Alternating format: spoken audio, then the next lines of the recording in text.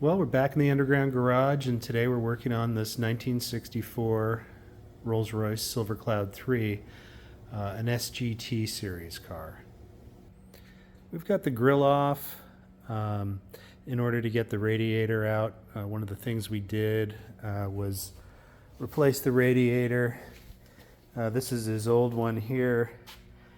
There's a few problems with it. The biggest problem is it's got the wrong radiator core.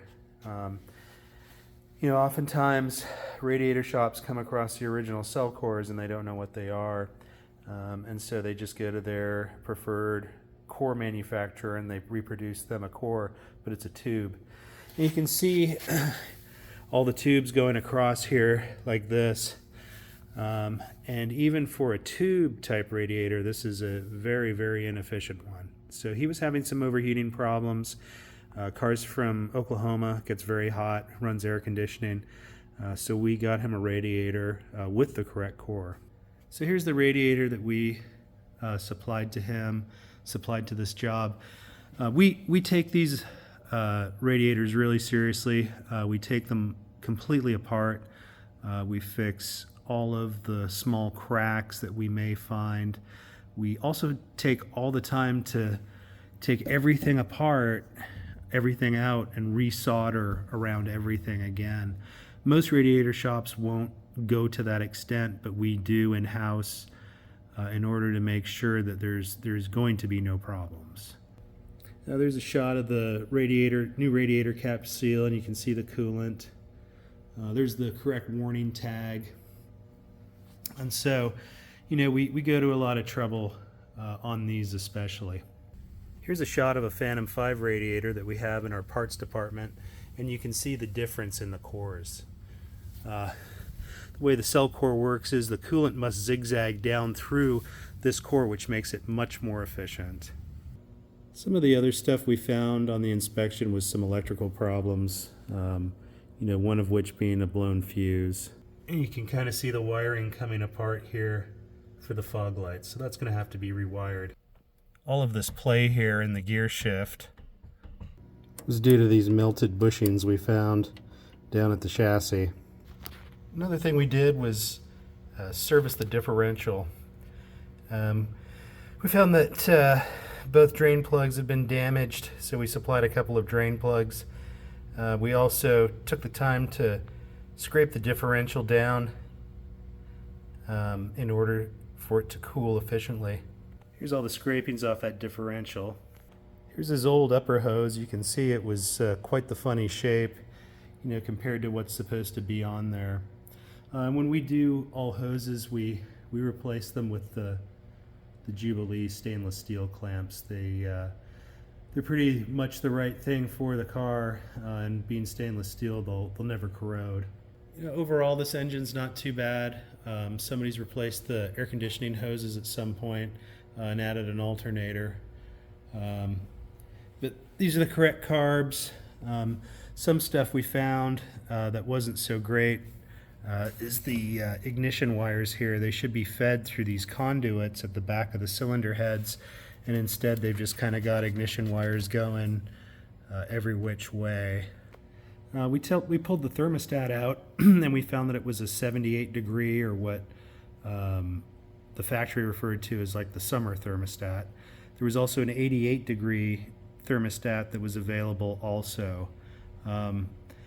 The whole reason for the 88 degree was because when these cars first came out, they ran too cool, and customers complained they couldn't get enough heat. So Rolls-Royce put an 88 degree thermostat out there as well as the 78. Car overall is in pretty fantastic shape. The customer just paid a professional to have the interior all redone, and the guy did a fantastic job. Seen a lot of interiors done on these cars over the years, and people can really mess up to the point where you actually say to yourself, was it even worth doing an interior? Like, the original must have been better than what's here. So a really, really nice job on the interior here. Coachwork on the car is pretty fantastic too. Really nice paint and body. I can't find very much rust underneath this one. I did find a few little areas, but this was definitely a mildly used car. They can get very, very rusty and become very, very expensive to fix. The body panels on this are steel and aluminum, depending. So here's another shot of those ignition wires. And you can see, they've missed all the clips. That's an aftermarket starter solenoid and some fairly messy wiring there. And then that fuel hose there is just a hose now. It's not a stainless steel braided one like what should be on there. Car does have a fairly new stainless steel exhaust system. These radiator caps are still available as far as I know. But the threads on some of the older ones can really swell up and make them very, very hard to twist. Kind of at that point, they're trash. They got contaminated somehow, and or they're just too old. So, my recommendation is if the if the radiator cap doesn't go on as easy as this, I'm not using any pressure, and you can just kind of tighten it down a little bit. You don't need to go crazy. So that you can easily kind of take it off. A lot of people really, really go nuts tightening these down, and they're just not necessary. Just kind of, hand pressure is fine. Again, if they're really hard to remove, though, we do have tools available so you can get them out without damaging them. Oftentimes what you can do is just put it in the sink with some Dawn dish soap and a good scrub brush, and you can clean these threads really well and then recheck them. If they don't clean and they're still swollen, again, it's time for a new cap. Here's kind of the state of the brakes on this car. These are the brake fluid reservoirs here, and you can see kind of how dark the fluid is there. This fluid's kind of past due. On the underside of the cap here, there's a leather seal, and you can see there's rust starting on the inside of the system, and you can rest assured that there's rust, throughout the system. Here's a shot of the back of the transmission. This is a Rolls-Royce Hydromatic, of course, 4-speed box. You can see it's got a few leaks, which is, pretty par for the course. This is a fairly original box. I don't know if this transmission's actually ever been rebuilt, to be honest with you. Here's a shot of the master cylinders, and you can see, that green corrosion on the outside of the bodies. Aluminum itself tends to be very porous, which means stuff can leak through it. And actually, when they're doing casting of aluminum, they have to put additives in to stop the final product from leaking through.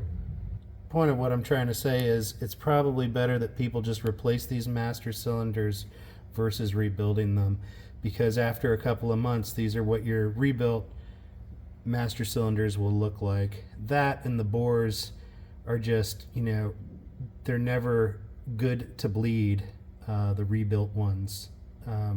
We've had a lot better success with the new master cylinders from either the UK or post 55. So there's a handful of things left to do on this one before the customer is going to come get it. And once we get the car running and driving again, we'll do another short video to show you what the finished product looks like.